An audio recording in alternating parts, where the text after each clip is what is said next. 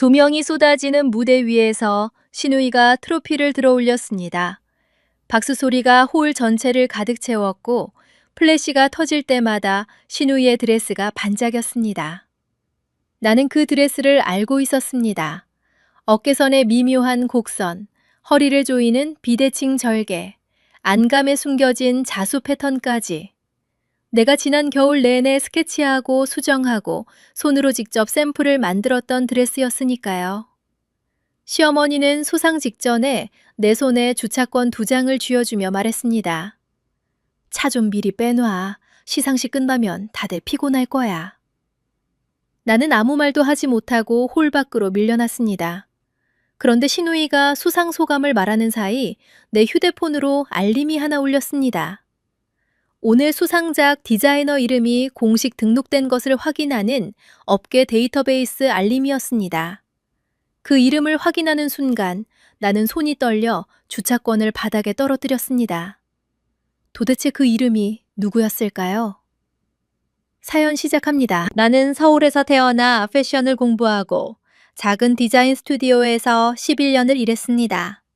화려하진 않았지만 내 이름이 붙은 라벨이 백화점 한편에 조용히 걸려있는 것만으로도 충분히 행복했습니다. 남편을 만난 건 31살이었고 결혼하고 나서야 나는 시어머니와 시누이가 강남 한복판에서 작은 편집숍을 운영한다는 걸 알았습니다.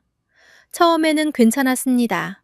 시어머니가 내 안목을 칭찬하며 이것저것 의견을 물어왔을 때도, 시누이가 내 스케치북을 빌려 참고하겠다고 했을 때도 나는 흔쾌히 응했습니다. 가족이니까 같이 잘 되면 좋겠다고 생각했으니까요. 그게 실수의 시작이었다는 걸 나는 훨씬 나중에 깨달았습니다. 결혼 이듬해 봄, 시어머니의 편집숍이 갑자기 주목을 받기 시작했습니다. 인플루언서들이 매장을 방문해 사진을 찍었고 패션 잡지에서 인터뷰 요청도 들어왔습니다. 그 중심에는 친누이 하연이 있었습니다. 하연은 인터뷰마다 자신의 독창적인 감각을 내세웠습니다. 기자들은 그녀의 안목과 디자인 철학을 칭찬했습니다. 나는 그 기사를 읽으며 처음에는 단순히 기분이 이상하다고 생각했습니다. 내가 직접 제안했던 컬러 조합이, 내가 밤새 고민한 실루엣이 하연의 입을 통해 내가 오래 고민해온 방향으로 소개되는 걸 보면서도 나는 그냥 넘어갔습니다. 표현이 비슷한 건 우연일 수 있다고, 영향을 받은 건 자연스러운 일이라고, 나는 계속해서 스스로를 설득했습니다. 문제는 시간이 갈수록 그 경계가 점점 흐려졌다는 것입니다. 시어머니는 명절마다 혹은 편집숍에서 중요한 시즌이 다가올 때마다 내게 전화를 했습니다. 처음에는 조언을 구하는 척했지만 어느 순간부터는 노골적이 되었습니다. 미진아, 이번 봄 컬렉션 방향 좀 잡아줘. 하연이가 바빠서 말이야. 나는 자료를 만들었습니다. 트렌드 분석, 컬러 팔레트, 실루엣 방향, 소재 추천까지. 하연은 그것을 가져다 자신의 이름으로 바이어에게 프레젠테이션을 했습니다. 남편 재혁은 그게 가족 일을 도운 것이라고 했습니다. 나는 직장도 다니면서 그 모든 것을 집에서 밤새워 준비했지만 재혁에게 그건 당연한 일이었습니다. 그리고 올해 봄, 상황은 내가 상상할 수 없는 방향으로 흘러갔습니다. 국내 신진 디자이너 어워드, 패션 업계에서 작지 않은 권위를 가진 시상식이었습니다. 나는 그 어워드가 있다는 것도 몰랐습니다. 시어머니가 어느 날 저녁 식사 자리에서 넌지시 꺼냈습니다. 하연이가 이번에 어워드에 작품 하나 냈어. 혹시 마지막으로 좀 다듬어 줄 수 있어? 중요한 자리라서. 나는 그 어워드가 어떤 규모인지도 모른 채 고개를 끄덕였습니다. 하연이 가져온 파일을 열어보니 초안은 내가 지난 겨울에 스케치한 것과 거의 동일했습니다. 나는 그 자리에서 아무 말도 하지 못했습니다. 하연은 내 표정을 보면서도 아무렇지 않게 말했습니다. 언니 손이 거쳐야 완성도가 달라지잖아. 어차피 우리 가족 일인데 뭐. 시어머니는 옆에서 웃으며 맞장구를 쳤습니다. 나는 그날 밤 아무것도 먹지 못했습니다. 하지만 나는 그 디자인을 다듬었습니다. 왜 그랬을까요? 지금 돌이켜보면 나는 그때 아직 이 상황이 어떻게 끝날지 알지 못했습니다. 내가 참으면 어떻게든 나아질 거라는 막연한 기대가 있었습니다. 그리고 솔직히 말하면 나는 그때까지도 재혁이 내 편이 되어줄 거라고 믿었습니다. 시상식 날 아침 나는 시어머니 댁에서 다 같이 준비를 했습니다.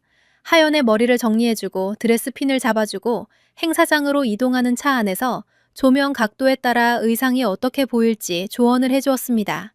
재혁은 운전을 하면서 거울로 하연을 보며 오늘 하연이 잘 해낼 거야 라고 말했습니다. 나를 보며 한 말은 없었습니다. 행사장에 도착했을 때 시어머니는 내게 자연스럽게 주차권을 건넸습니다. 미진아, 수상하면 바로 나와야 하니까 차 미리 빼놔. 나는 그 순간에도 아무 말을 하지 못했습니다. 손에 주차권을 쥐고 화려한 홀의 유리문 밖으로 걸어 나왔습니다. 안에서는 시상식이 시작되고 있었습니다. 나는 주차장으로 가지 않았습니다. 홀 밖 계단에 앉아서 휴대폰을 꺼냈습니다. 그때 업계 디자이너 등록 데이터베이스 알림이 울렸습니다. 오늘 수상작 공식 디자이너 등록 완료. 나는 그 이름을 확인했습니다. 하연의 이름 옆에 공동 디자이너로 등록된 이름이 있었습니다. 내 이름이 아니었습니다. 시어머니의 이름이었습니다. 단 한 번도 바늘 한 번 잡아본 적 없는 사람의 이름이. 나는 그 화면을 한참 바라봤습니다. 웃음이 나왔습니다.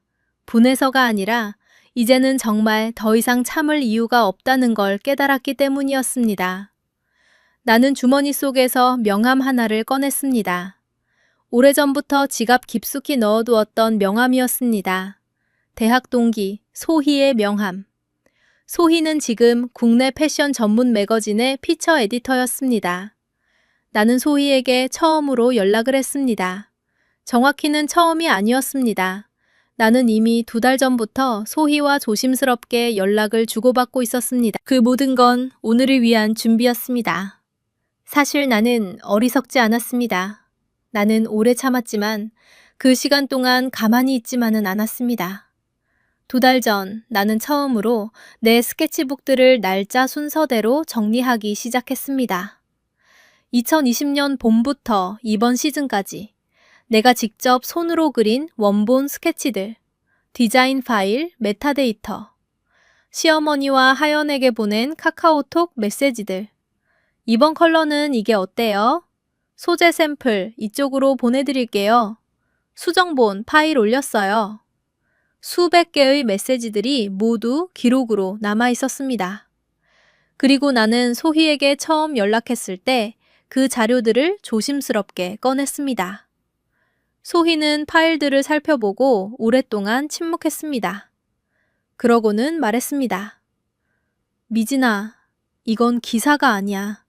이건 사건이야. 소희가 2달 동안 조용히 움직였습니다. 원본 스케치와 하연의 최종 작품 사이의 유사성을 업계 전문가들에게 검토 의뢰했습니다. 디자인 저작권 전문 변호사를 소개해 주었습니다. 그리고 오늘 시상식장에 직접 와 있었습니다. 취재 목적으로. 나는 소희에게 문자를 보냈습니다. 지금이야. 홀 안에서 박수 소리가 터졌습니다. 하연이 수상한 것이었습니다. 나는 유리문 너머로 시어머니가 눈물을 닦는 모습을 봤습니다. 재혁이 박수를 치며 일어서는 모습도 보였습니다. 나는 그 광경을 바라보며 더 이상 아무 감정도 느끼지 않는다는 걸 알았습니다.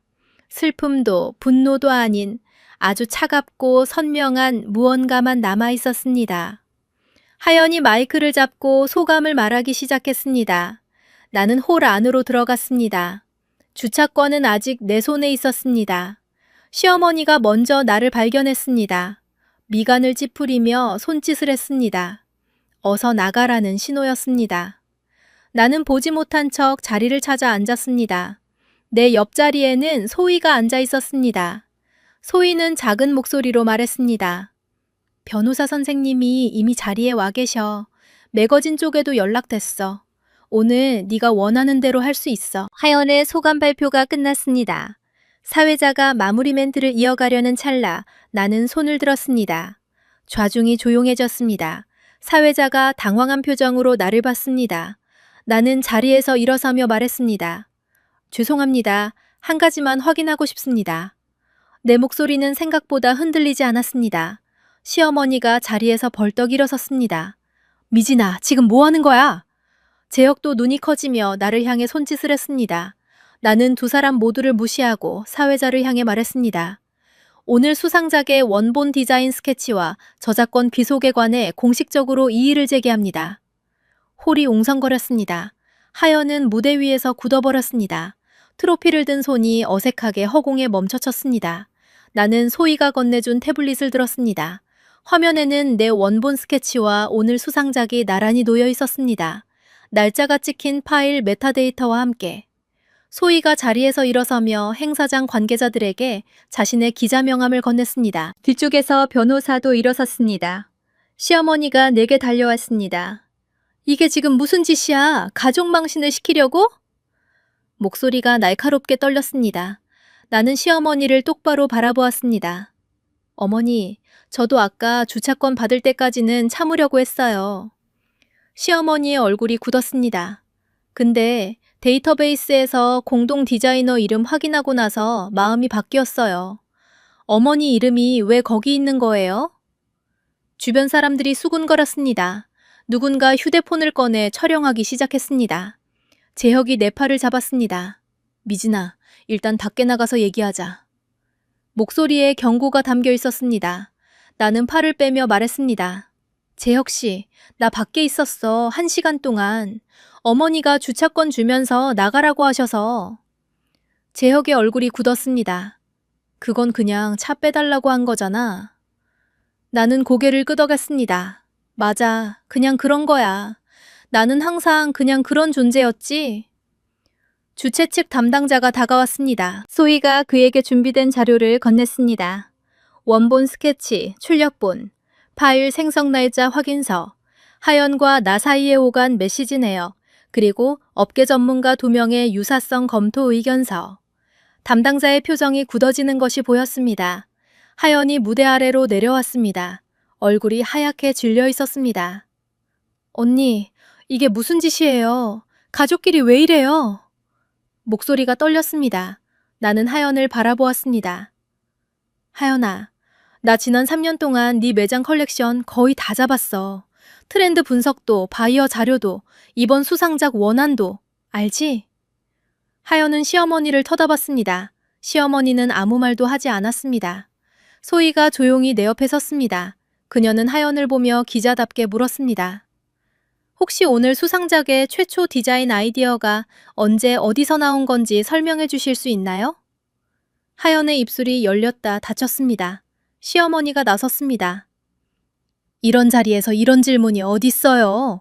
우리 집안일에 왜 외부인이? 소희는 명함을 건네며 말했습니다. 저는 패션 전문 매거진 소속입니다.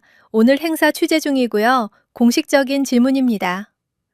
홀이 완전히 조용해졌습니다.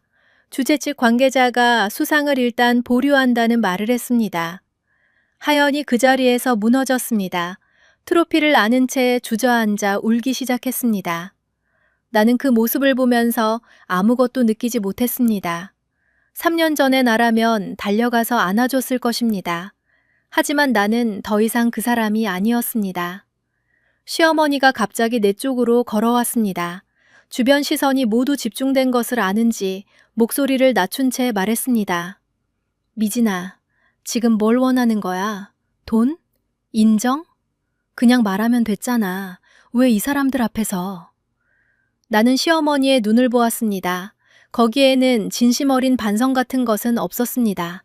들켰다는 당혹감, 그리고 아직도 이걸 조용히 넘길 수 있다고 계산하는 눈빛만 있었습니다.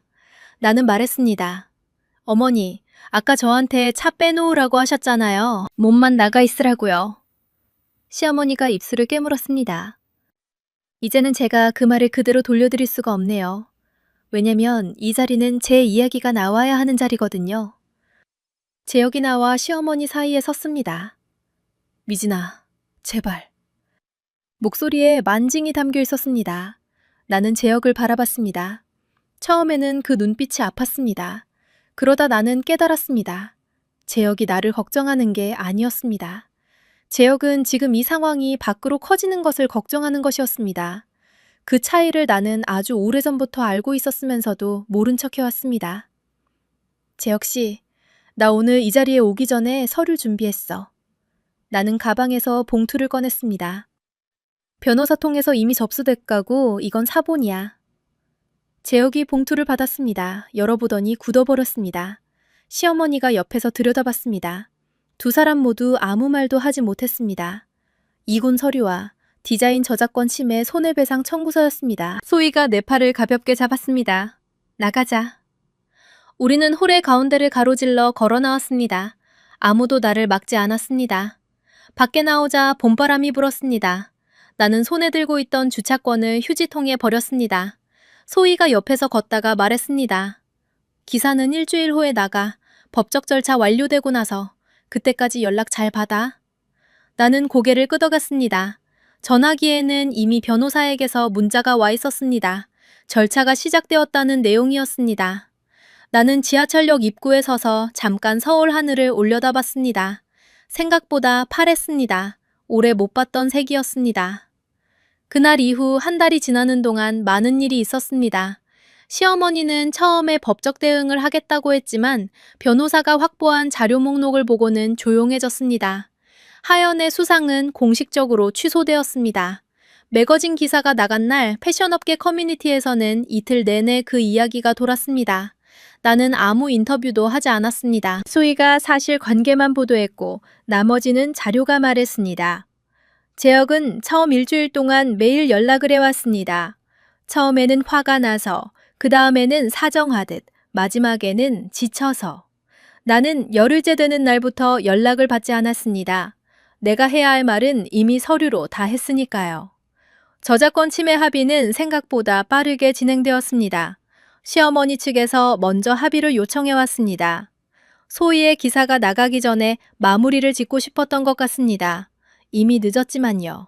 변호사는 3년치 디자인 사용료와 수상 취소에 따른 명예손해까지 포함해 산정했습니다. 시어머니는 조용히 서명했습니다. 하연은 끝까지 자신이 몰랐다고 했습니다. 나는 그 말이 사실이든 아니든 이미 상관이 없었습니다. 이혼은 3달이 걸렸습니다. 재혁은 마지막 서명 날에야 처음으로 제대로 된 사과를 했습니다. 당신이 얼마나 오래 혼자 버텼는지 이제야 알겠다고. 나는 그 말을 듣고 잠깐 생각했습니다. 3년 전에 그 말을 들었더라면 달라졌을까? 아마 달라지지 않았을 겁니다.